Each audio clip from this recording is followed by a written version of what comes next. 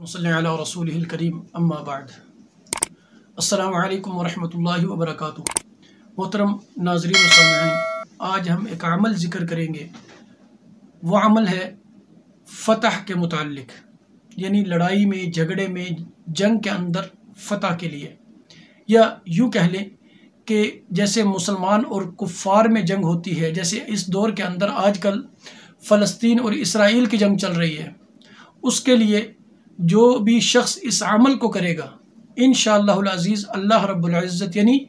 Free can में से मुतलक ये बात कर रहा हूँ। अगर इसराइल और फ़लस्तीन की बात करें तो उसमें तो यकीन फ़लस्तीन वाले जब भी ये अमल करेंगे, या इसमें पाकिस्तान वाले यानी मुसलमान अपने मुसलमान भाइयों के लिए जब ये इस अमल को करते हैं, यानी आप पाकिस्तान की अगर किसी कुफ़ार मुल्क से जंग शुरू हो जाए, या आपकी किसी और यानी गैर मुस्लिम से, ये जहन में रखें, किसी गैर मुस्लिम से आपकी जंग हो, आपकी लड़ाई हो, आपका झगड़ा हो, तो उस सूरत में या मुल्कों की जंग हो तब भी, या जैसे आजकल फ़लस्तीन और इसराइल की जंग चल रही है, इसके अंदर भी अगर मुसलमान कसरत से इसी आयत मुबारका को फ़लस्तीनियों के लिए पढ़ेंगे, इंशाअल्लाहुल अज़ीज़ अल्लाह रब्बुल इज़्ज़त बहुत जल्द, यानी चंद दिनों के अंदर अल्लाह रब्बुल इज़्ज़त उन्हें फ़तह अता फ़रमाएगा। या जो इंसान अपने लिए पढ़ता है, जितनी भी मुश्किल हालात हों, जितनी भी बड़ी जंग या लड़ाई का ख़तरा हो, या लड़ाई में मुलव्वस हो चुके हों, तो अल्लाह रब्बुल इज़्ज़त इसके पढ़ने वाले, इसके करने वाले को अल्लाह रब्बुल इज़्ज़त हर हाल के अंदर फ़तह से हमकिनार फरमाएंगे। आयत बहुत, यानी अमल बहुत आसान है, कुरान पाक की आयत है। आयत वलिल्लाहि जुनूदुस समावाति वल अर्ज़ व कान अल्लाहु अज़ीज़न हकीमा। सिर्फ़ और सिर्फ इतनी आयत। बल्कि मैं तो कहता हूँ कि हम पाकिस्तानी जो हैं, यानी मुसलमान जो हैं, तमाम दुनिया के अंदर जहाँ मुसलमान कुफ़ार के ख़िलाफ़ लड़ रहे हैं, जहाँ मुसलमानों के ऊपर जुल्म हो रहा है, कुफ़ार जुल्म कर रहे हैं, तो अगर हम उनके लिए भी यानी अपनी ज़िंदगी के अय्याम में से चंद मिनट निकाल कर अगर हम उनके लिए भी पढ़े, तो इंशाअल्लाहुल अज़ीज़ अल्लाह रब्बुल इज़्ज़त दुनिया के अंदर मुसलमानों को सुरखरुई अता फ़रमाएंगे। तो आयत मुबारक मैंने बता दी कि वलिल्लाहि जुनूदुस समावाति वल अर्ज़ व कान अल्लाहु अज़ीज़न हकीमा। अब आपने पढ़ना कैसे है, आपने अपने लिए कैसे पढ़ना है, और अगर आप मुसलमानों के लिए यानी दीगर मुसलमानों के लिए, दूसरे मुसलमानों के लिए अगर आप पढ़ते हैं, तो आपने उस वक़्त कैसे पढ़ना है, उसकी तरतीब भी बहुत दोनों की आसान है, मुश्किल नहीं है। अगर आप ख़ुद जंग के अंदर मौजूद हैं, यानी उस लड़ाई के अंदर, जंग के अंदर आप ख़ुद मौजूद हैं, तो आपने करना यह है कि सिर्फ़ और सिर्फ 24 घंटे में 95 मरतबा इस आयत मुबारका को पढ़ना है। पढ़ने के बाद जिस तरफ दुश्मन की सफ़े हों, यानी दुश्मन का बॉर्डर हो या दुश्मन की सफ़े हों, आपने मुकम्मल तौर पर यानी लंबी फूंक उस तरफ मार देनी है अपने गालिब गुमान के तहत कि उनकी सफ़ इतनी लंबी है, या उनका बॉर्डर यहाँ से यहाँ तक आता है हमारे मुल्क के अंदर, या हमारे सामने, हमारे साथियों के सामने उनकी सफ़ इतनी है। तो आपने उनका तसव्वुर करके आपने फूंक को खींचना है, दाएं तरफ से शुरू करना है, बाएं तरफ ले जाकर ख़त्म कर देना है, सिर्फ़ और सिर्फ 95 यानी 95 मरतबा। आपने जब, यानी ये जंग तो है अपने लिए, यानी आप ख़ुद जंग में शामिल हों। अगर आप मुसलमानों के लिए, दीगर मुसलमानों के लिए कर रहे हैं, जैसे फ़लस्तीन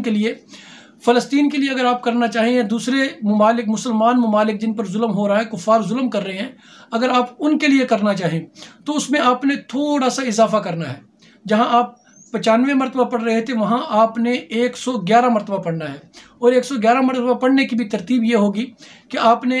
इन मर्द बड़े आसानी से कर सकते हैं कि आपने थोड़ी सी मट्टी लेनी है कब्रिस्तान की थोड़ी सी, यानी किसी कब्र की ज़रूरी नहीं है, कब्रिस्तान के अहाते में से आपने थोड़ी सी मट्टी लेनी है। उस मट्टी के ऊपर आपने 111 मरतबा इसी आयत मुबारका को वलिल्लाहि जुनूदुस समावाति वल अर्ज़ व कान अल्लाहु अज़ीज़न हकीमा, इस आयत मुबारका को 111 मरतबा पढ़कर उस कब्रिस्तान की मट्टी पर जो आपके हाथ में मौजूद होगी, उस पर आपने दम कर देना है। दम करने के बाद आपने तसव्वुर के तहत, यानी गालिब गुमान जिस तरफ हो आपका कि दुश्मन इस तरफ है, आपने हवा के अंदर उसको फेंक देना है, और तसव्वुर करना है कि आप इस मट्टी को, कब्रिस्तान की मट्टी को, उन मुर्दार लोगों के ऊपर फेंक रहे हैं जो इस्लाम से खाली हैं, जिनको अल्लाह ने कलमे की तौफीक नहीं दी और मुसलमानों पर जुल्म कर रहे हैं। यानी जैसे आज का टारगेट है कि फ़लस्तीन, यानी इसराइल फ़लस्तीन पर जुल्म कर रहा है, फ़लस्तीन की इसराइल के साथ जंग चल रही है, इसराइल तकरीबन मुकम्मल तौर पर गैर मुस्लिम है,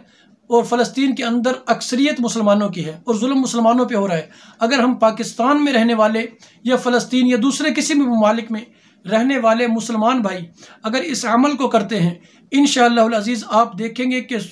दुश्मन की अल्लाह रब्बुल इज़्ज़त की सफ़ों अल्लाह रब्बुल इज़्ज़त दुश्मन की सफ़ों को किस तरह तबाह बर्बाद करेंगे। उनकी सफ़े, उनका असला, उनके टैंक, उनके जहाज़ अल्लाह रब्बुल इज़्ज़त किस तरह तबाह बर्बाद करेंगे और अल्लाह रब्बुल इज़्ज़त मुसलमानों को किस तरह फ़तह मुबीन अता फरमाएंगे। इस अमल के करने से इंशाअल्लाह चंद दिन के बाद, बस शर्त यह है कि करने वाले कुछ कसरत में हों, यानी कसरत के अंदर जो उलमा ने लिखा है कि कसरत 313 की है। अब पूरे पाकिस्तान या यूँ कह ले कि तमाम ममालिक के अंदर, पूरी दुनिया के अंदर जितने मुसलमान हैं, अब तमाम मुसलमानों में से सिर्फ 313 को निकालना ये कोई बड़ी बात नहीं है।